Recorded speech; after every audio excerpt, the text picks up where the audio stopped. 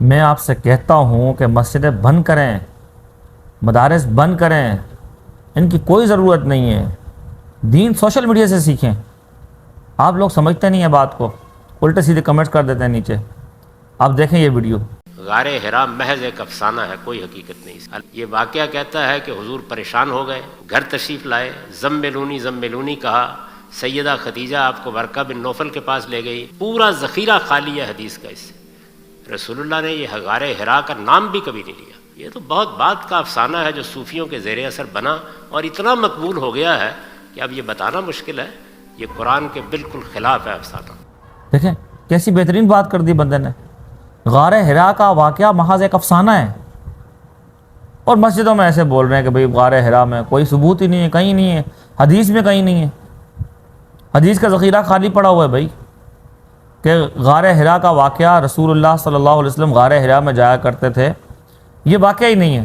دیکھیں کتنی بہترین بات، نئی بات کر دی۔ کسی مولوی نے آج تک آپ کو یہ بات بتائی ہے کہ یہ افسانہ ہے خالی؟ کسی مدرسے میں یہ بات آج تک بتائی گئی ہے کہ غار ہرا میں تو رسول اللہ صلی اللہ علیہ وسلم جاتے ہی نہیں تھے، وہ واقعہ ایک محض افسانہ ہے، کہانی ہے، من گھڑت ہے؟ دیکھیں بندے نے کتنی سوشل میڈیا کے اسکالر دیکھیں۔ میں کہتا ہوں ان کی عزت کریں، ان سے سیکھیں، ان سے سیکھیں دین۔ یہ دین کو اصل جاننے والے ہیں۔ علماء تو ایسے ہی ہیں، ان کو حدیث پڑھی ہی نہیں ہے۔ جیسے کہ دیکھیں امام بخاری نے لکھا ہوا ہے، امام بخاری نے کیا لکھا ہے دیکھیں ذرا۔ بخاری شریف کی حدیث ہے، میں اردو بول رہا ہوں، اس کی عربی پڑھوں گا تو بہت لمبا کام ہو جائے گا۔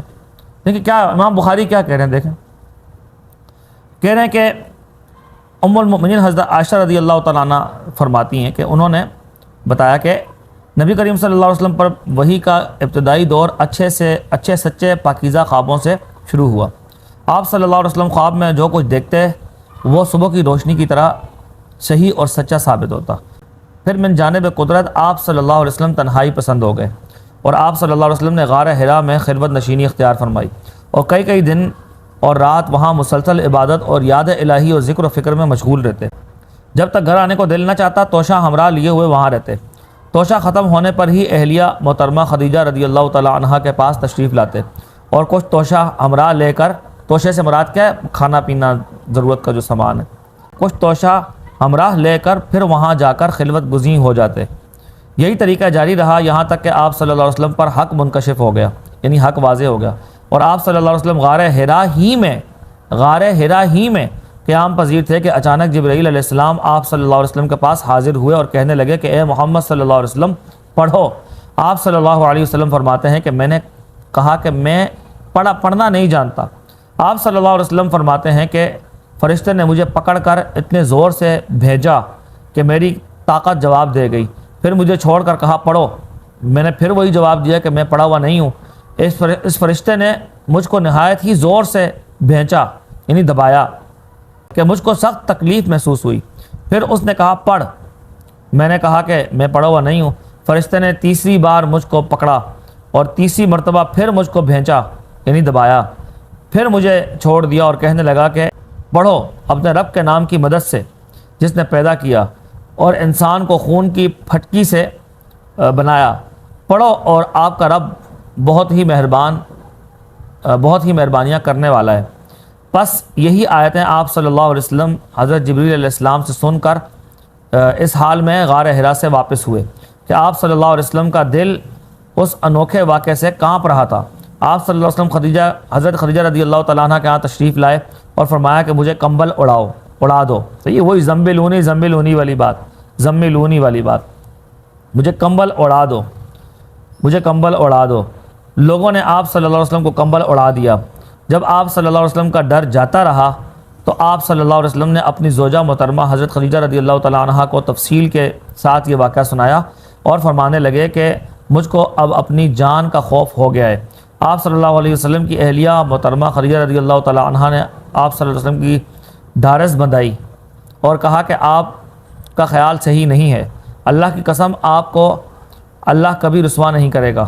آپ تو اخلاق فاضلہ کے مالک ہیں، آپ تو کنبہ پرور ہیں، بے کسوں کا بوجھ اپنے سر پر رکھ لیتے ہیں، مفلسوں کے لیے آپ کماتے ہیں، مہمان نوازی میں آپ بے مثال ہیں،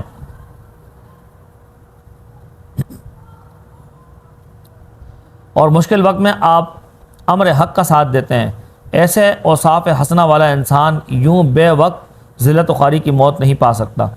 پھر مزید تسلی کے لیے حضرت خدیجہ رضی اللہ تعالیٰ عنہا آپ صلی اللہ علیہ وسلم کو ورقہ بن نوفل کے پاس لے گئیں، جو ان کے چچا زاد بھائی تھے اور زمانہ جاہلیت میں نصرانی مذہب اختیار کر چکے تھے اور عبرانی زبان کے کاتب تھے۔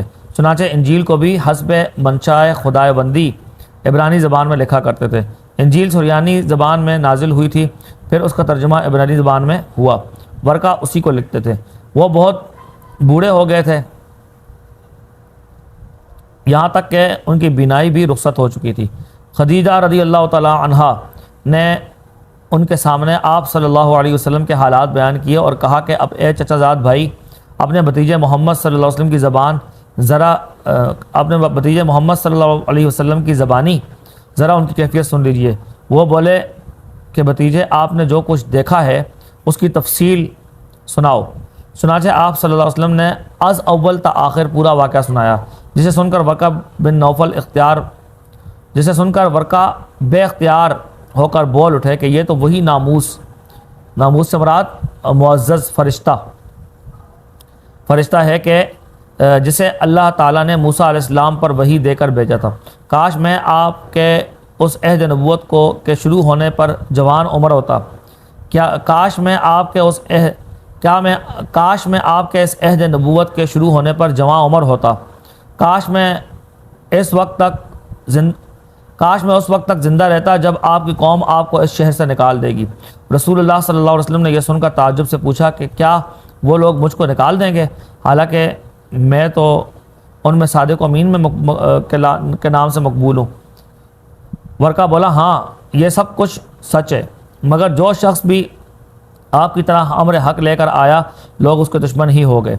اگر مجھے آپ کی نبوت کا وہ زمانہ مل جائے تو میں آپ کی پوری مدد کروں گا، مگر ورقہ بن نوفل کچھ دن بعد انتقال کر گئے۔ پھر کچھ عرصہ تک وحی کی آمد موقوف رہی۔ یہ کیا ہے؟ یہ بخاری شریف کی حدیث نمبر 3 ہے، صحیح البخاری رقم الحدیث 3، ٹھیک ہو گیا؟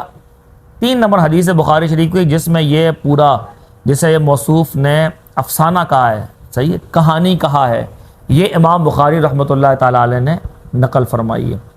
تو یہ ہیں سوشل میڈیا کے اسکالرس، ٹھیک ہو گیا نا، جن کے بارے میں پہلے بھی میں نے بات کی تھی۔ تو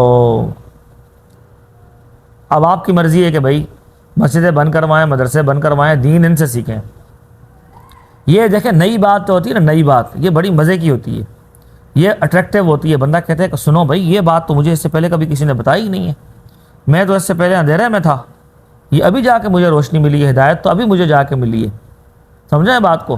تو ملتے ہیں نیکسٹ ویڈیو میں۔ اللہ حافظ۔